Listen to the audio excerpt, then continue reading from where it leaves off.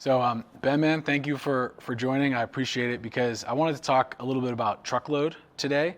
I think that when you look at the headlines, news, market, even what we've been reporting on at P44, it's been a little bit ocean focused. I mean, granted, Hormuz, Yeah. Red Sea, tariffs. So I get it. And the container flows often make headlines, but there is a lot that is happening right now in the trucking market. We've got the pressures that are happening in terms of cost, pushing large carriers and small carriers out of competition. We have the regulatory pressures. Some of it is labor related in terms of drivers, and then also there's court cases. But the one thing that has been sticking out, and we've been talking about a lot, has been the tender rejection rate. So we saw it spike, I think, 17%. Now it's about 15.5. But that's still 1 in 6 contracted rates getting rejected. So what I wanted to ask about is what's happening a little bit, but also Sure. how does that impact the day-to-day of someone who's working in transportation? Yeah. I've certainly suffered through a few freight cycles in my time in the industry, and I also exceeded in a few of them. And really, the punchline for the market in North America truckload right now is that demand is continuing to soften, right? If we look at the Cass Freight Index over the course of from a year-over-year standpoint, it's down 4%, which means that there is just 4% fewer shipments moving around North America. It's like 3% month over month, so it's continuing to decline from June to July. In addition to that, we see capacity tightening at an even faster rate, meaning that there are fewer and fewer authoritative or carriers with DOT authority in the market. Over the course of the last 2 years, we've seen 8,000 plus authorities being revoked from the DOT. In this first half of 2026, we've seen a 31% increase in authority revocations from the DOT just due to the regulatory pressures. So again, we have demand softening, and at the same time, we have capacity tightening at a faster rate than demand is softening. Those two things diverging from one another has caused an extraordinarily tight capacity market for shippers to then go navigate through trying to find reliable carriers. Carriers now, for the first time in the last 45 months, again, more than 3 years, now have the upper hand. We've seen spot rates exceed that of contract rates for the first time in June this year for the last 45 months. That is a protracted, prolonged freight recession from a carrier standpoint than there's ever really been in history. Typically, these cycles are 15 to 18 months at a time. So what that means for a shipper who's operating out in the world and for people who are trying to procure transportation is that for the first time in a long time, they're seeing their routing guides erode. That means that the carriers who they have awarded that primary business to are chasing the dollar, right? For the first time in a few years, they finally have an opportunity to go out and make some money on the spot market because it's more lucrative for them than the contract business that they committed to in a prior year's bid cycle.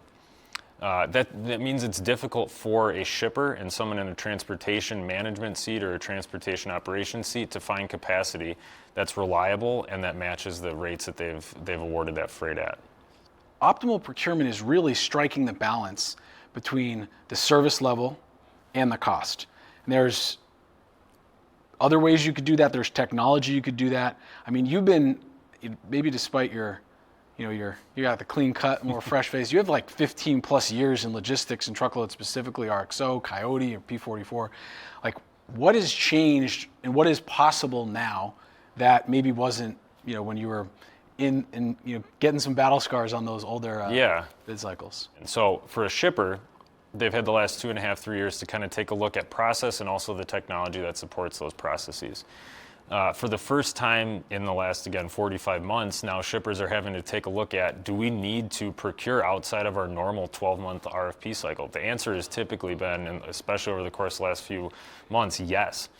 When primary freight goes out to the spot market, they're now having to scramble to try to figure out how to source reliable capacity, whether it be with their existing network or new carriers, to bring into the fold to provide them with that reliable capacity. But then how do you do it?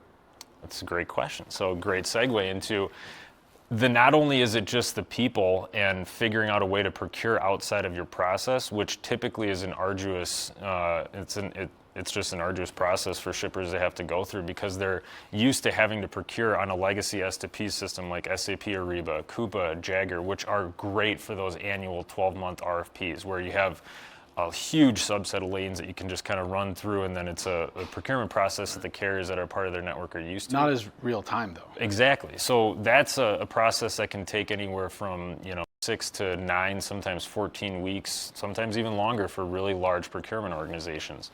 So what now shippers are looking to do is introduce technology that can support these out of RFP cycle mini bids and projects and procurement activities that haven't been a part of their, a necessity to their procurement process for the last 2.5, 3 years. And so what we see is shippers bringing their teams into potentially new technology platforms that can allow them to make better informed procurement decisions with their existing network, as well as where should we bring in some new players that might be reliable long-term strategic partners for us because we know they service this subset of lanes really well. Old procurement processes used to be shippers going out with core asset-based carriers and then filling in, kind of plugging the gaps in the holes with regional 3PLs or brokers. That is no longer the case. Now shippers are looking at how do we introduce the right players for the right parts of our network, and technology enables them to do that.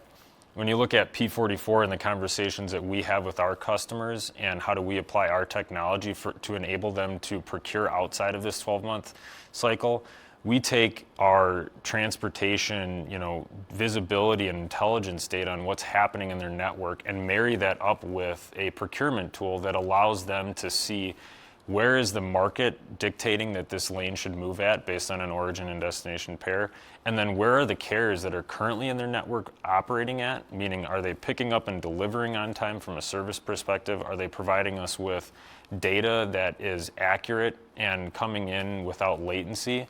And we're getting it consistently, and then where can we introduce new carriers to the network because we have this logistics data graph that tells us where providers across all of our shippers are doing a really great job of servicing lanes similar to theirs.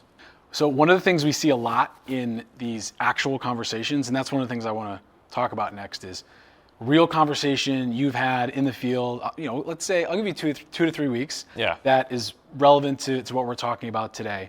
But I know there's a lot of instances where a conversation starts because of, hey, I want to take this signal and I want to apply it to this process or to this team or this person. Oftentimes it's in transportation, but a lot more frequently now, we're seeing an extended version of that going beyond just the signal and putting it in one place. So real example, last couple weeks, you don't have to name the customer or anything like that or the prospect, but just take me through a time when that happened. Yeah, so I think you hit it on the head. So what we were recently on site with a customer, and what we were talking about was really going from taking that signal to prescribing a solution or an action to that end user, which in the case for this shipper was their transportation planner. Right.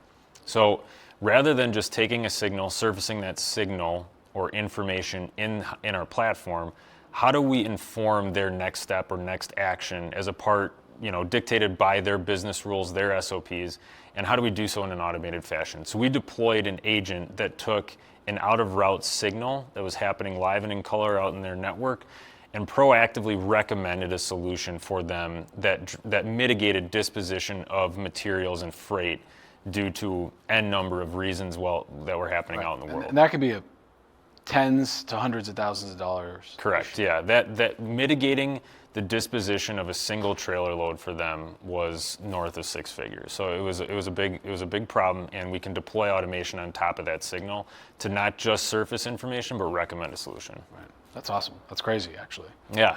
Cool.